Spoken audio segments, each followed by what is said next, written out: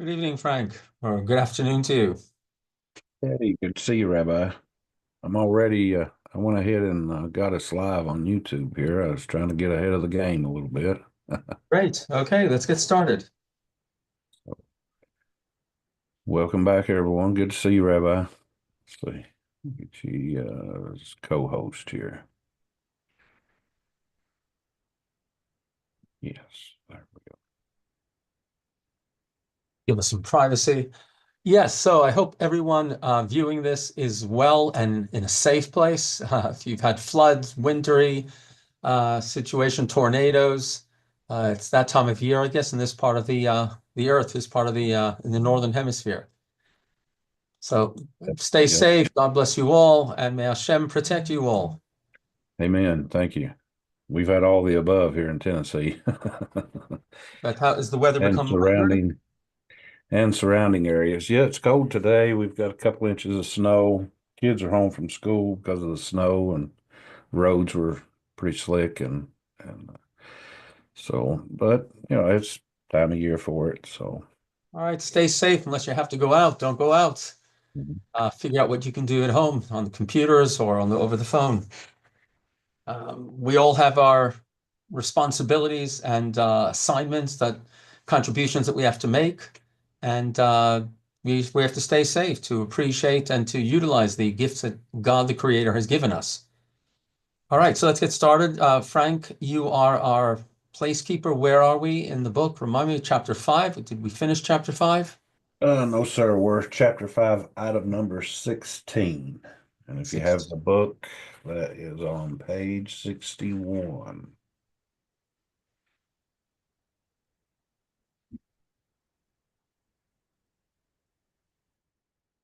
Okay, let me try to share it on the screen. So this we try each week to study some passages, some of the rules for Noahides, which means for every human being in the world, anybody who recognizes that there is a creator, one creator, a benevolent creator who created this world for a purpose. And the purpose, from our point of view, is to be righteous people, to be good people. God wants partners in the creation. So God created the world. This is a very Jewish idea, I believe. God created a world where there are still deficiencies. There's something for us to do. If God had created an absolutely perfect world, what does he need us for? Except to use us maybe as toys or as playthings, puppets.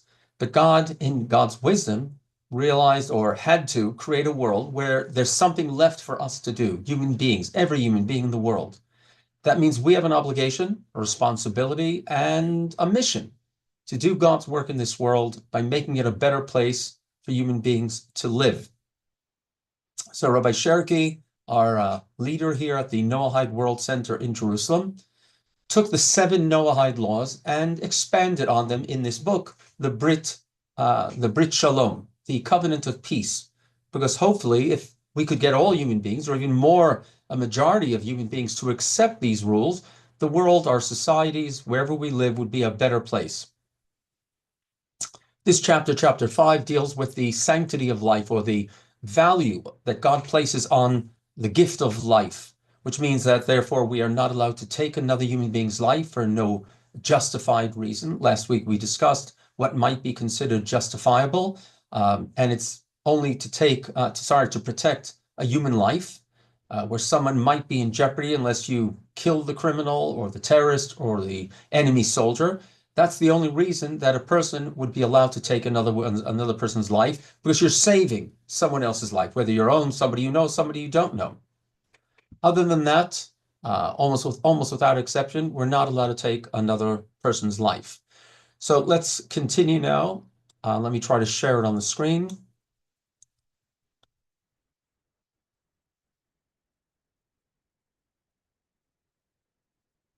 Okay.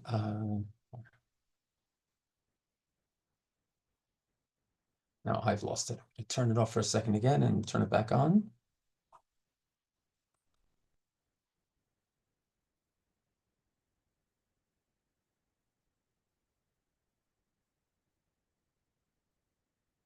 Frank, give me the thumbs up if you can see it. Okay, and it's big enough, or should I try to make it bigger? The text larger. Okay, that should be better. Yeah, just a little bit would be fine. A little bigger would be fine. Okay, so 16. This is chapter 5:16 in the book. It is permissible for a Noahide, someone who considers themselves a Noahide, that has accepted upon themselves the laws and the rules.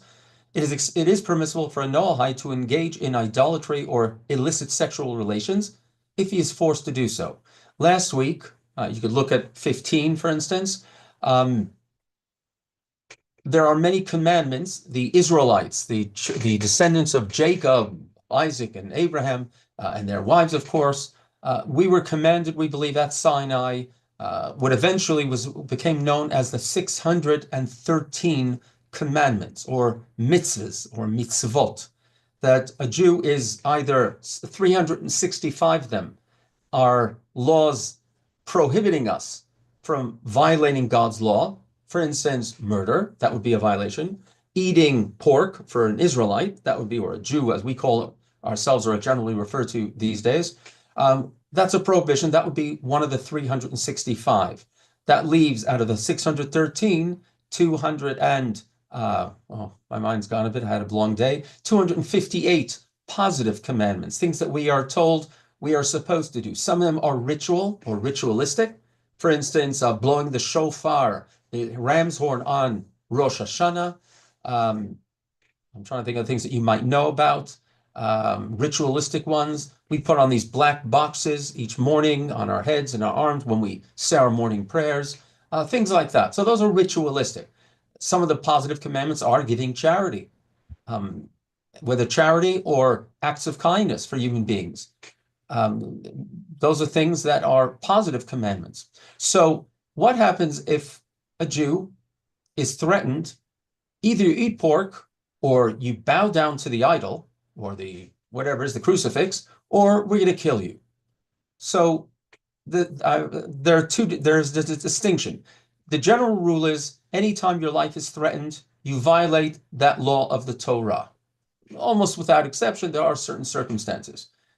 If for martyrdom, I don't like using that word because it became a very Christian sort of term, but the idea is basically it's more important for you to live a long life, to perform mitzvot, commandments, and do God's work with a long life, than making a statement by not violating one law. I'll give you an example, something interesting that happened.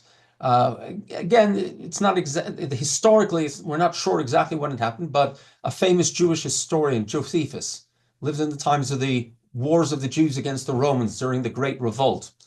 So he writes that at the beginning of an earlier revolt against the Greek occupation here in Judea, Greek forces set siege or were preparing and assaulted a Jewish town, a Jewish community, on the Sabbath, on the Shabbat. And they didn't go out to fight them because it was the Shabbat. The Jewish defenders didn't pick up arms to defend themselves. And there was a great massacre, great tragedy. And why it had never been discussed before, do we go to war on Shabbat or not? From that day on, Josephus writes, it was determined by the sages, by the leaders, that even if we're attacked on the Shabbat, then we go to war, because you have to defend your lives. That supersedes the Sabbath. The Shabbat is very important. You might have heard about it in Jewish cultural living, or in the Jewish mode of living. In any Orthodox or observant community, Sabbath is like an anchor. It's an anchor in your week and your calendar. When we're doing so many other things during the week, we're busy with our regular mundane lives of making a living and getting the chores done. Sometimes we don't have time to remember and to make sure the compass, or our personal individual compasses, are pointing in the right direction. The Sabbath is to give you a breather. I don't know if you've ever tried it, but imagine turning off your phones for 24 hours. No phones. Again, unless it's an emergency, which generally, God willing, we don't have many emergencies. But you turn off your phones. You don't answer incoming phone calls. You don't turn on the TV. You don't listen. Your computers are off. You're not on the internet, surfing the internet. The kids are not on whatever I don't even know what they're on these days, whether it's TikTok or TikTok or whatever it is, Instagram. No, 24 hours. The family is at home or going for walks together or going to visit someone on foot. It could be visiting with grandma and grandpa or somebody else in the family or just good friends. But it means the family is spending more time together with less distractions. And it really is a very pleasant day. Teenagers might have a bit of a problem with it, but I can say that, the children that I've raised, and I see that with my grandchildren, they love the Shabbat because they know mom and dad are around. They know that they don't have to go to school. Okay, there is synagogue, but again, depending on the maturity of the child, you decide how much he has to be in the service. And there also, he finds friends and they play around and so on. So the Sabbath has become a very important day because it's also a communal day where you get together with like-minded people, and there's some Bible or Torah study going on. Sermons are given, great meals, right, that are prepared for before. Nobody is slaving in the kitchen for that. It's all been done before and kept warm in ovens or in hot plates and so on. So the Sabbath is very important. It's essential, but we are commanded to desecrate the Shabbat to save a life. Therefore, if you need to call an ambulance, you call an ambulance. And doctors, even though they are Shabbat observant, if they're called, and even if they're not called, but they're on call, they will go in a car on Shabbat. We have somebody, a neighbor of ours, she's head of a hospice, sadly, for those kind of conditions. And I see her getting back early Saturday morning. She's been out from Friday night. She gets back Saturday morning in a taxi. And then she probably rests for a while and then continues with her Shabbat.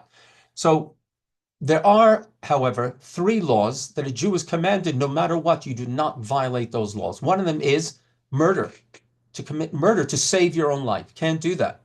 And the sages say you don't even need the Torah to tell you that. Any moral person with a decent conscience realizes, why is your blood redder than the person, the innocent victim that you're about to commit murder to? You're going to commit murder.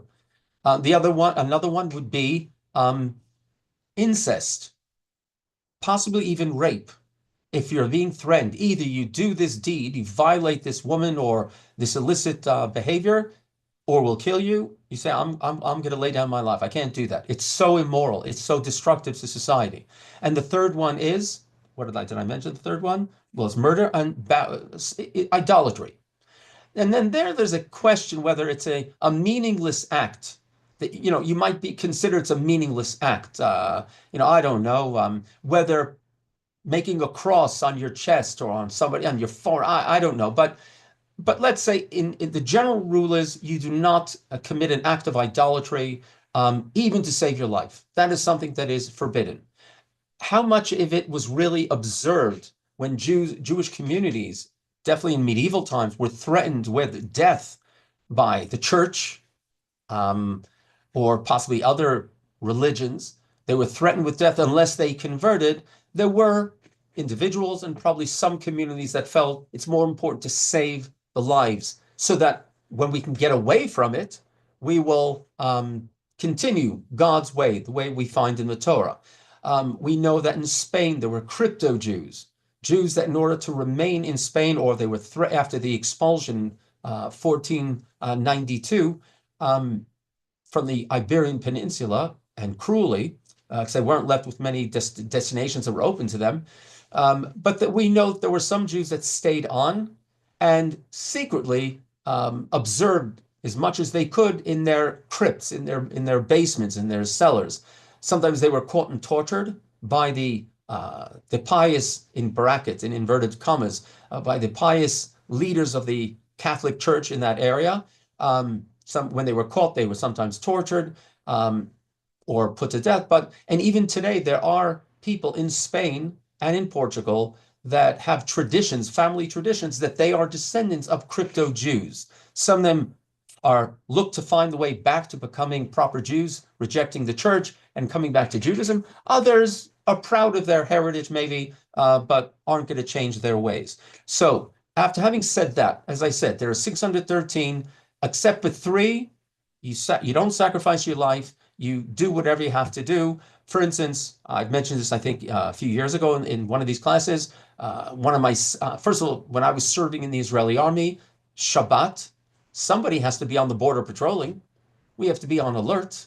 If not, look what happened October 7th. That had nothing to do with Shabbat, except that it was a Shabbat and a festival that had fallen on the Shabbat, and they probably released more soldiers to go home to be with their families.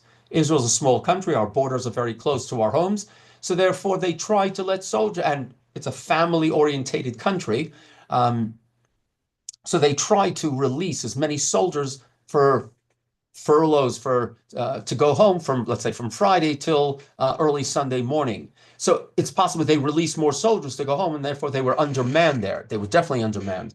But on Shabbat, I was in fixing tanks sometimes that were needed for the national alert, or in patrol jeeps on the border, manning posts. That's obviously done. A son-in-law of mine in the Second Lebanese War, when he was in Lebanon, he's in a reconnaissance unit. They hid out in a cellar in some village in southern Lebanon, and they ran out of food because it was taking longer than they had to, and they were told to eat whatever you can find. And they ate non-kosher food, even though he is an observant fellow. And he was a bit disgusted by, and besides, you don't know hygiene and all that, but he realized to stay alive, that's what you have to do. And they were on a mission to save lives. Okay, so after having said that, except for those three, we violate any law of the Torah. Let's go back to the statement where we were. Okay, so 16, this is referring to a Noahide. We don't expect that kind of, what we call it, strict adherence. I said that idolatry for a Jew, you give up your life. At least that's the dry law. 16 says it is permissible, however, for a Noahide to engage in idolatry or illicit sexual relations if he is forced to do, and that's a threat to his life. The Noahide is allowed to commit these sins or to violate these laws if it's to save their lives. Now, it doesn't mean that if you can get out of it, get out of it. Pay the guy off, find another way. Put on your cape and, and say, I'm Superman, and, wipe them off the face of the earth. But we're talking about more theory here. So as Rabbi Cherki sums it up, the Noahide does not have to give up their life rather than comply. And as they are not forced to, or that level. If they want to, they can. If you want to be a hero, or again, I don't like the word martyr, but if you want to say, I am a God believer, and I don't care what you do, your worst. Okay, so a Jew is allowed to do that too. If a Jew says, listen, I'm not going to eat your pork. I want you to know a Jew does not do this.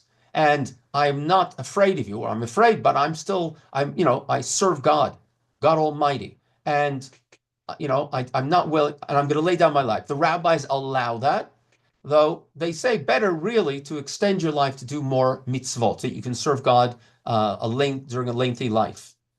And you see, Rabbi Cherki, as always, this is important to remember, he brings sources. So, and Rabbi Cherki, as far as I know, he's one of the only, if not the only rabbi scholar that didn't just write what he thinks Noahide should be doing. He went through sources. He's a bright fellow, and he went through sources where some of the medieval rabbis or even later wrote about Noahide law. And when he couldn't find it, he went to sources. So just looking at footnote 151 that hopefully you can see on your screen, when we were referring to is a Jew allowed to commit suicide, and is a Noahide allowed to commit suicide?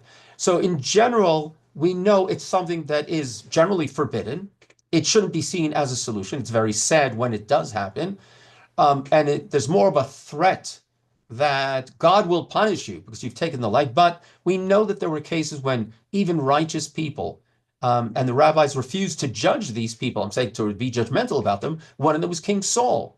If you remember the story, when he is surrounded by Philistines, he is the king of Israel, and he's there with his sons, and he's fighting the Philistines. And he realizes that if he's taken alive, it will be sort of it will put the whole Jewish nation to shame. Not only that, they will probably torture him. So the sages say, but first of all, he was worried about being tortured and the pain, because that's what people, I was going to say people did in those days, but look what Gazans do and other Islamists do. And remember, I didn't say Muslims, I said Islamists, extreme Muslims who think that they have the truth and the absolute truth, and they're the only ones that have the absolute truth. And whether you're a Christian, an atheist, or a Jew, or a different kind of Muslim, then you're not a true believer, and you have to be wiped out. So King Saul realized that he was probably going to be tortured. put to shame, and he, representing the whole people of Israel, he thought it was better to fall on his sword. According to one version, he asked one of his sword bearers to stab him. But the rabbis said they understand why Saul did that. They wouldn't have necessarily instructed him to do that, but they said he was a God-fearing man, and he made mistakes, but he was a God-fearing man, and this wasn't necessarily one of his mistakes. 17. If a person is permitted to save them, a person is permitted to save himself from someone who is pursuing them to kill him by killing the pursuer, if there is no other way to save himself. And it makes sense. A criminal, a terrorist, is coming to kill you, and there's no other way to prevent, the putting your life in jeopardy, then you are allowed to kill them. Right? Makes sense. I think it's also a moral thing to do. They're the criminal. They're pursuing you or someone else, and they're putting their lives at threat, and the innocent people at threat, in jeopardy. So you are allowed to kill him, but he also is saying only if there's no other way. If you can just hit the guy over the head, or it's a child and you can somehow disarm them, then don't kill them. Then you don't have the right to kill them, because you can save the innocent life, the victim's life, without killing the criminal. And therefore he continues, Rabbi Cherki, in 17, but if the person being pursued or the person that has the power can save themselves or somebody else by injuring one of the limbs of the pursuer, in other words, you can knock him off his feet, you can shoot him in the leg, then you are not permitted to kill them, but only injure him. So again, and I think that's in many democratic country, that's in their legal system. You have to show that you used, what is it called? What kind of force? Justifiable force. And not that just, you drop the whole, that whole house on him. Of course, somebody might say, well, wait a second, I'm not that good a shot. In the army, they teach you to hit center mass or aim at target, and I assume police forces also aim at center mass, where you have more of a chance of hitting the enemy or the criminal. So that is a good argument, and that would justify it. But it's more, we should know that in order to do God's will, we should not just kill people, even if they are terrorists or threatening people, unless that's the only way. War is different. This is like on the street. War, you don't have to try to shoot the enemy in the leg to stop him. He's coming at you. Not only that, there's the question, what happens if you're afraid? And this happened in Israel. It might have happened. I'm sure it happens in the United States too. There was a farmer. This happened, I forget how many years, maybe 10 years ago. There was a farmer down south near Hebron, a pretty isolated farm, and he was constantly being raided by Bedouins. They were stealing livestock. They killed his watchdogs. They left threatening message to him. The police are undermanned, underpowered, and again, he basically gave up on the authorities. They basically said to him, we're not going to leave soldiers patrolling just your farm. We patrol the whole area. So it happened once after they had killed his dogs, and he was armed eventually, and they came again, and they'd already threatened him that they're going to come and kill him. So I think the next time it happened, he came out armed, and they started running away. And he shot one of them in the back as they were running away. Now, again, I don't know the United States legal system. Here, the legal system, they put him on trial. They said they were running away. They weren't a threat anymore. He claimed it's not the first time they invaded my property. They trespassed. They've stolen my livestock. They've killed my dogs. They've left threatening message to me. So I'm supposed to wait till they manage to surprise me next time? They were on my property. They had threatened me. He shot them. A new law was passed in Israel. I'm not sure exactly what it says, but to allow for somebody to defend their property when they are being threatened, when they've been threatened with being killed, let alone stealing their property, even when, in this case, the criminal was running away because the farmer still felt his life was in jeopardy. I don't know about you, but I think many people, I would definitely feel, and we can't, to be in his situation where he sees his livelihood and his life is being threatened. They've killed his watchdogs and they've threatened him. So you wait. Is it better for him to wait till the next time they come? They manage to surprise him or plant a bomb there.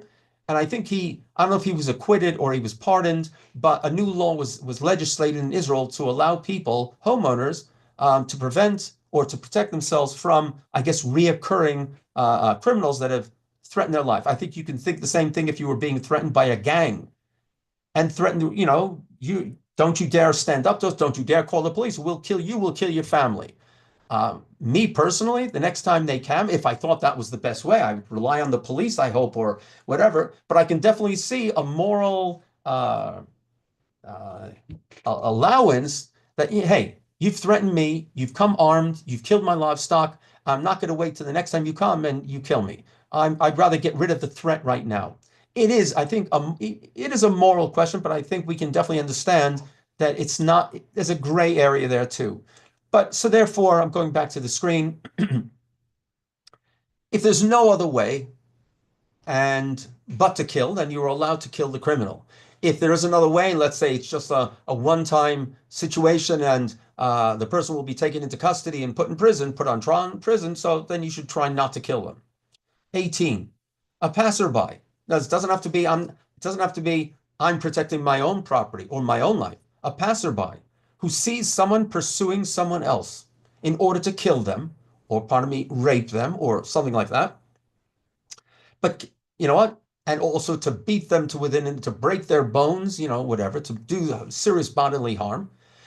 And again, there's no way you can save that person merely by tripping them up, jumping on them, whatever. There's no other way. There's only way, because let's say you're across a valley, you're still at some distance from them, and you have a rifle in your hand or some kind of, firearm that you can use, then you are allowed to kill the pursuer.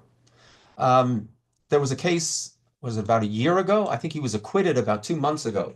Call it a good Samaritan, even though I don't like that term because it's actually it's from the Christian, it's from the gospel, and it actually, I think, the way I read it, is derogatory to the Jews, only this good Samaritan.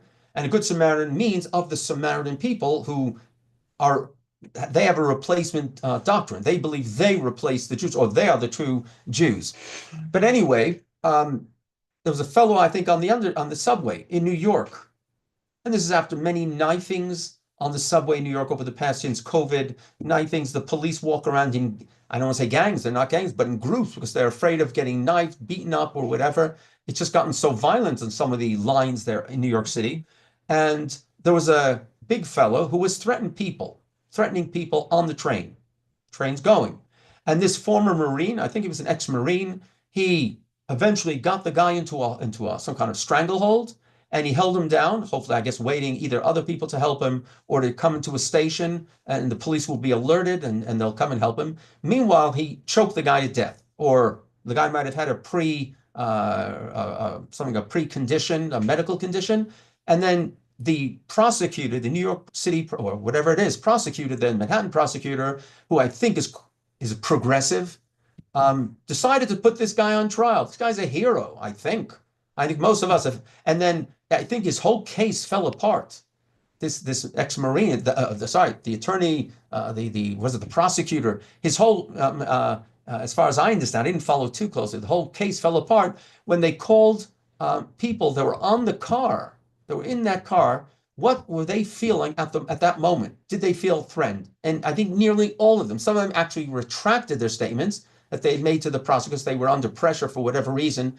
To those investigators, they said this guy was going berserk. This call it whether he was unhinged or not. We felt that our lives were at risk, and this guy who was on trial, the defendant, saved us. And so the whole case fell apart, and he was acquitted. But imagine how much money it cost him and distress it cost this ex-Marine because of these progressive ideas. Instead of really looking out to protect the innocent people. I'm not saying that we should wantonly kill people for, whatever, but he was a hero. But basically, the prosecutor is saying that if you're in a situation like that and you think you can help, run away. Get off the train. Don't help. That criminal could be attacking somebody else, an old person or a young lady or whatever. And don't do anything. Don't do anything. That's what really they're saying. That's a very bad and dangerous message. So even an a bystander who's not necessarily involved, if there's no other way, and I think also the The Marine or that hero never said he was going to try. Nobody ever thought. I think that he really was going to kill the guy. He just wanted to immobilize him. And as far as I understand, it's a fine line. If you know how to do the chokehold, which is why police used to use it, it can render the person unconscious. And if you hold it too long, or the person has some kind of pre-condition, medical condition, it could actually kill a person. And tragedies have happened. You know the stories. Again, life is precious. Even crazy people, even people that have acted bad, but we do have to protect, call it the innocent. 19, this I think we've spoken, it's an interesting case. If two people are walking in the desert, and again, take this theoretically, the concept is what's important. This is 19. If two people are walking in the desert and only one person has enough water to save himself, he has one canteen and it's enough to get them to the next oasis, the next watering hole, to the next town. But if he drinks the water, only takes the water for himself, it's his water. If he drinks the water on his own, there's a good chance he will make it to the next town. He will live, but his companion will die. If he shares it, they'll probably both die. So what should he do? So he is not obligated to give any water to the other person, even though you say, wait a second, you're killing that other person. Some people might say that, but you're not. It's as if you're walking and he's walking. He, for some reason, doesn't have water. You do have water. Do I have to sacrifice my life to save somebody else? No, you don't. It might be a very noble thing to do, but you don't have to. The rabbis would definitely, and I think we would also, oh, what a guy. What a hero. Share the water, that might be considered silly or a waste, because then you're both going to die. Of course, we might say, if we're true, what we call chochams. A chacham in Hebrew traditionally is a wise man or a wise person. Doesn't have to be a man. Wisdom is chochmah. So a chacham is a wise person. When you use it, you pronounce it differently. You don't pronounce it chacham, which would be the proper pronunciation. If you say he's a chochim, then you're saying he's like a wise guy, or he's actually a foolish. He thought he was wise. So you might think that if he splits the water between the two of them, what has he done? Yes, maybe he's sort of rubbed and salved his sense of conscience. Oh, how can I see my fellow person, my fellow human being dying next to me? Yes, that's true. I won't belittle that. But in the end, you're both good at that. Maybe just give the water to your friends. At least he can live if you really care about him that much. But so the question is, what is moral? What are you morally obligated to do? Morally obligated? You're not morally obligated to either give them or share with them the water. So again, if two people are walking in the desert and one person has enough water to save himself alone, that person is not obligated, the person whose water it is not obligated to give any water to the other person, since his life takes precedence over that of the other person. It's your water. You have to take care of yourself. Right? You have an obligation to take care of your own health. And again, think of this when somebody's drowning and in the sea. Now, you might be able to save them, but you might both drown, whether there's a riptide or, there are winds blowing up there. So do you just stand on the beach fretting and saying, well, nothing I can do? That would obviously be you'd have a very guilty conscience. Or do you say, I'm going to take the risk. I'm going to jump in the water and try to. Now, these things happen, I don't know if every day, but, there are cases like this around the world every year. Somebody is drowning, somebody's in a fire, what firemen do, the heroes of the fire departments. These guys are heroes, right? They run into burning houses sometimes. Policemen do this sometimes too, risking their lives. And for what? They're not doing it for the pay. They're not being paid enough. They're doing it because they have a moral sense of responsibility, let alone how guilty they would feel if they didn't do that.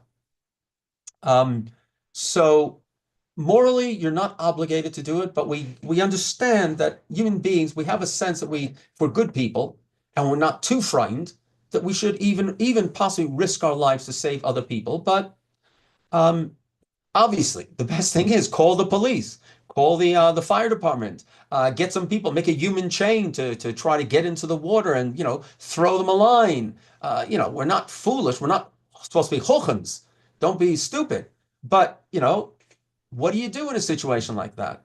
I can tell I had a case where my oldest son, was in the army. Now thank God, he's a father with 8 kids, and he's a rabbi himself.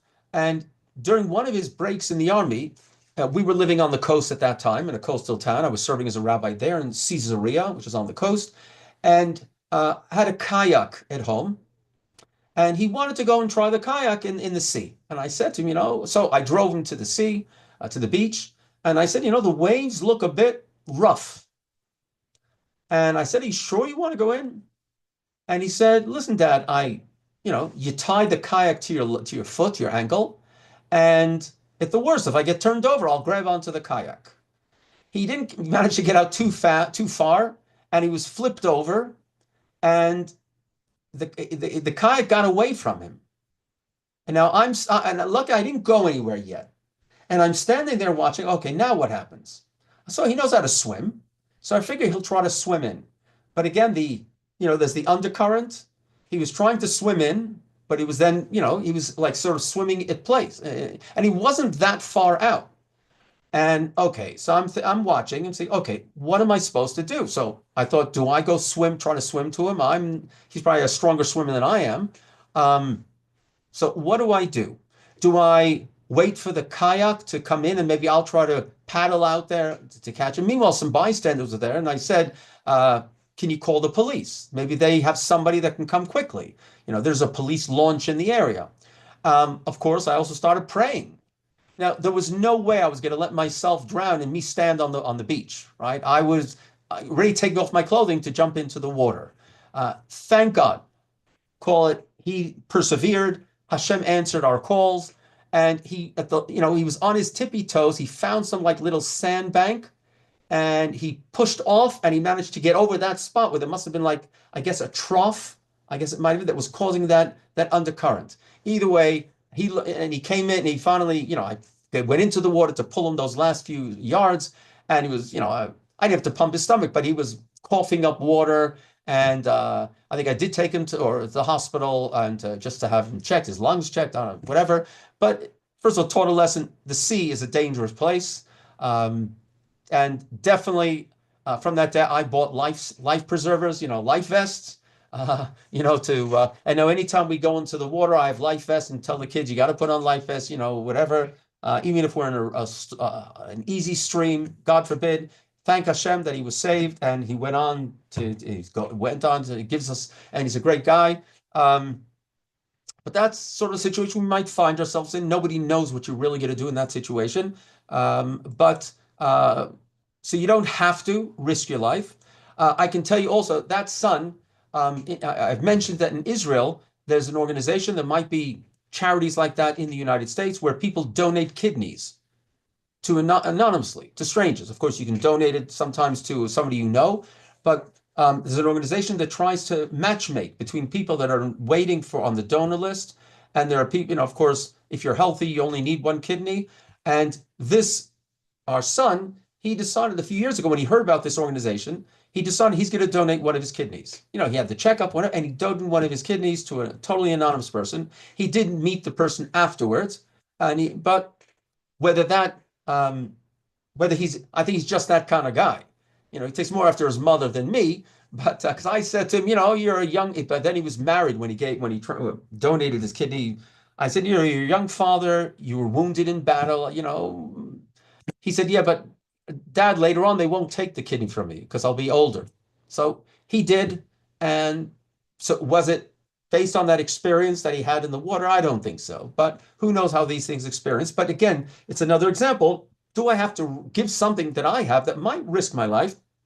Even though giving a kidney is less dangerous, you only need one, and if you're healthy, and today with modern medicine, and but you can understand the principle how it might apply. Let's just do one more. I hope everyone's enjoying this course. 20, Rambam, Moses Maimonides, famous Jewish rabbi, philosopher, legalist, He was a doctor of well-known renown in his time, lived in Egypt for, I think, most of his life, most of his adult life. And he wrote a very famous work, one of the famous works, a very comprehensive code of law for the Jewish people. And he died, I think, about the year 1100 or something like that. So he wrote, he was born in Spain. Even though there are sins that are worse than shedding blood, none of them destroy civilization like shedding blood. Murder, and you could add to this also warfare, is terrible. So there are other things that are terrible, but murder, taking someone else's life, is one of the worst. Or neither idol worship nor, needless to say, illicit relations are as bad as shedding blood. It's interesting. Where's his source for this? Whether just philosophically, God gave us life. Every living creature was given a certain level of life. Human beings were given the highest level or standard or degree of life. God is the source of life. Hashem is the source of life. So we become godly when we have these lives and everything that it entails. And yet, so therefore, taking someone else's life needlessly is worse even than worshiping idols, which is a rebellion against God, or illicit relations are as bad as shedding blood, are not as bad. Idolatry and illicit relations are sins committed between a human being and God. We're talking about, first of all, idolatry. Okay, you're not hurting anybody else. And here, if illicit relations, he's talking about then incest, right? I wouldn't even say it's adultery, because that is a sin against the spouse that is left out or has been betrayed. But within the family, if it's consensual adults, right? Let's emphasize that, not rape of a child, God forbid. But so Rambam is saying these are sins against God. Sort of call them ritualistic, moralistic. Whereas shedding of blood is a sin between one human being and another. You're doing the worst thing you can do with another human being.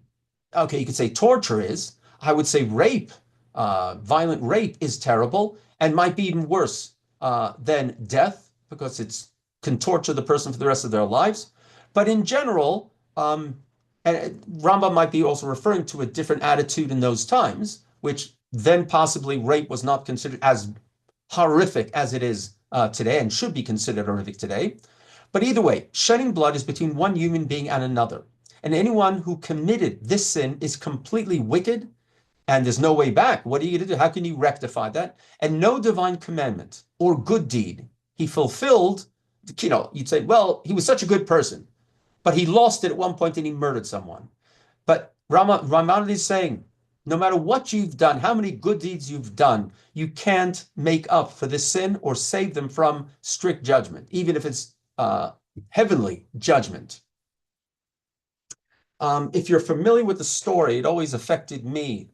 Charles Dickens' Tale of Two Cities, which I believe also is I didn't study it in school, but I read it on my own, refers to also what happened, what triggered the French Revolution, the uprising of the poor people against the wealthy and the titled people in France. And one of them is a story that a wealthy titled and land-owning person was driving his carriage, or with his, he was being driven through a poor village, and recklessly, and heading up to his chateau, his castle, or whatever it was, and in the village, recklessly, ran over a small child, one of the poor people of the village. And everybody, the carriage stopped a little way back, further down. Everybody that was in the street sort of was holding their breath to see now what would happen. He just murdered a child, but it was a child that maybe had no value to the wealthy people. And nobody gets out of the carriage to apologize, maybe to save the child. A coin is flung, whether a gold coin or whatever, was flung from the window of this carriage to the feet or of the parents that were standing next to the child. It lands there and the carriage goes on. So, of course, we don't, and that's what triggered that mother and father to join the revolution or to begin the revolution. when Rambam is pointing out how horrific it is to take someone else's life, and that was reckless. It wasn't even with malice, but therefore driving drunk or under the influence. Realize you possibly will commit some degree of murder. And there's no justification for that. And what are you going to say after? Well, I didn't really mean it, but realize if you're a responsible human being, you get into that car and you know you shouldn't be driving, and to think, well, I'll drive slowly or I'll be careful. No, if you have any intelligence, you know the chances are you're going to cause an accident and you might kill someone, let alone driving with texting or recklessly way above the speed limit. You're putting other people's life, let alone yourself, your family, if they're in the car, at risk. Rambam has pointed out murder is the most horrific sin because, first of all, there's no way back after that. And no matter what so you can try to compensate. You should try to compensate. Don't commit suicide to punish yourself. But you should definitely try to compensate, if you can, the victim's family, or at least save other human human lives because you took another human life. But it is something we should be very careful. And again, none of us, I assume here, are murderers. Maybe we saw some military support. We're not murderers. But there are other ways you can kill people. God forbid. Hashem should protect us by negligence, and we all make mistakes, but there are certain mistakes that we shouldn't have even gotten close. And another thing is that many of the laws and restrictions that we have are so that we don't even get close to the possibility of killing someone, which is why we have traffic rules, traffic laws, and other things like that, about whether bars on windows, tall story, or going up on a roof, or going rafting in a place where it might be dangerous, etc. There's certain parts of the world that I wouldn't go there. I'm afraid I'm not willing to. There's too much violence there, or whatever. I know that I'm sacrificing some of the pleasures in this world, but you know what? I'm happy enough with what I've got. I bless Hashem. Thank you for everything that I have. A beautiful and wonderful spouse. Great children, the opportunity to talk and to teach good folks like you, which gives me optimism and hope, as it does Rabbi Cherki and Rabbi Goldberg, and that's why he called it the Brit, the covenant, the universal covenant, that we can make this world a better place. And if you remember that every day, it should be uplifting for you, inspiring, that I'm part of something. Now, I'm going to finish now, unless Frank has any comments or questions. We did try this Sunday to have a gathering, an online gathering, where people can talk about themselves, their questions. I did give a little bit of a teaching, but the idea is to see each other. Anybody wants to put their camera on, to see each other. Frank, as Frank pointed out, a good idea was not to record it, so there's privacy. You can call yourself whatever you want. You don't even have to tell us where you are, though. It's nice to feel, I know, she was from Michigan and he was from South Africa and Frank's from Tennessee and I'm from Israel. You know what? The idea is you shouldn't feel alone. You should feel that there are more of us out there and more than you think. And many of them, I think, are looking to connect, to get the feeling that we're part of something big. So if we'll probably do it in 2 weeks. We'll do another one. Frank will put out some notices. Not this coming Sunday, the Sunday afterwards, we'll check the calendar and we try to do it for like 1 hour, Sunday midday. And again, the recommendation is have a glass of wine, bottle, what do you call it? A pint of beer or whatever you drink your beer from, hot chocolate, tea or coffee. Put your feet up and relax. And let's converse, let's talk. All right, Frank, anything you want to add? No, Rabbi, you covered everything well. You mentioned earlier about Spain and the expulsion in 1492. There's a lot of people that think that Christopher Columbus possibly was Jewish, and he wasn't really looking for a uh, uh, a path to the West Indies as much as he was looking for someplace, a new land that the Jewish people could go to when he stumbled upon the Virgin Islands area of America, or wherever his first. Right. I had a neighbor when I was the rabbi of Caesarea, that I mentioned before, and he, is a wealthy fellow, I think semi-retired. He owned some ships, and he made it like a life hobby. He researched for documents and other people that have written about it. I think the signature, and he was ready to give a lecture anywhere to prove or to indicate that Christopher Columbus, or Cristobal Colon, as the Spaniards called him, or I think in Italian, I'm not sure if that's Italian or Spanish, that he was whether a crypto Jew or descendant of Jews, and or he was just being financed by Jews, besides Ferdinand and Isabella, who were the rulers, the Catholic rulers that expelled the Jews for really not doing anything wrong other than being Jews. They were actually, Spain declined after that, definitely financially. Look where Spain is today. Spain and Portugal, they're not the empires that they were. We as God-fearing people say, you know what, that'll learn you, right? Let alone some other countries that expelled it or treated Jews badly. But again, we don't know exactly how divine justice works. But yes, I've heard that, and the Jews definitely, and there were Jews that eventually arrived in the new territories. Though, of course, for the indigenous population, it didn't bode so well when the Europeans, especially the Spaniards, who looked just to enslave them, steal their gold, and let alone brought parasites and other viruses from Europe to when I served in Colombia, it must have been 500 years from the discovery of America.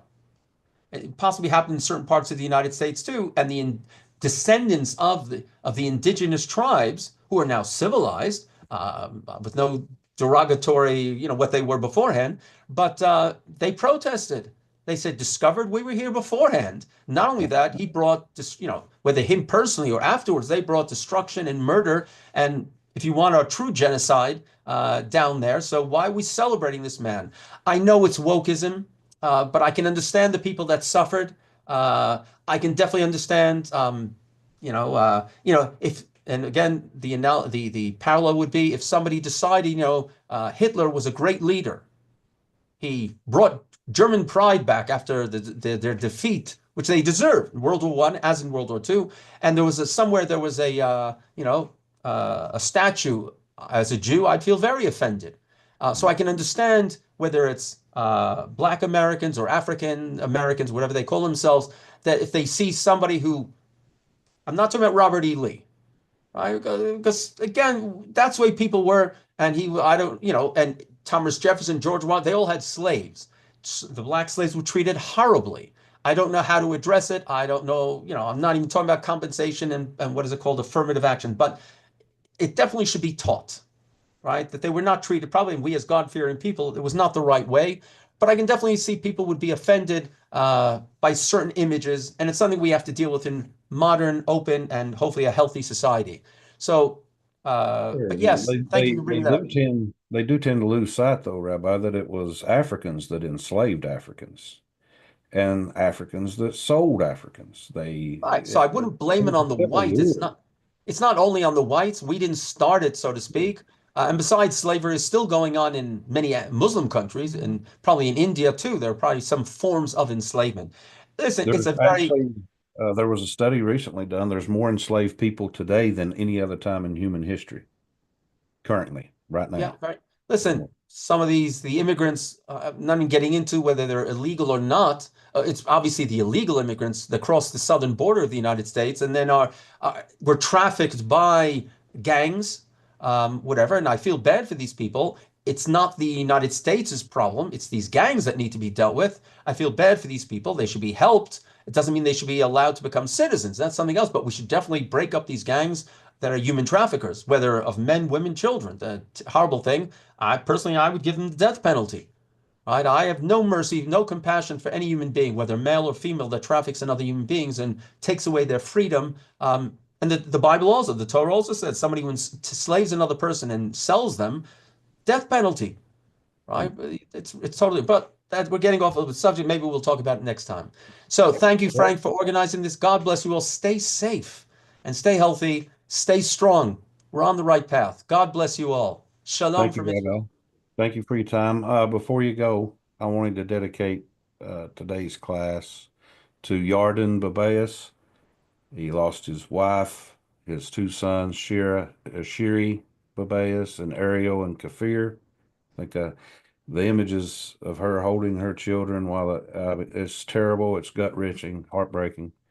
But if we could dedicate to this to their memory. May it be blessed. Thank you. And may no other children anywhere in the world, definitely not here, have to suffer that, or fathers have to suffer that fate and that terrible news. Israel was in mourning today over this. Everybody was in shock, and the images that came out of Gaza, these animals, these beasts. And it's about time more open-minded people realize who Israel is fighting. Is it true that she was the last female hostage? I don't know. I don't know about that. She was one of I've the. seen something that possibly she was, but it's unconfirmed. So I don't know. Okay. Take care, Frank. God bless. Thank you, Rabbi. Thanks everyone for joining. Shalom, shalom. Bye.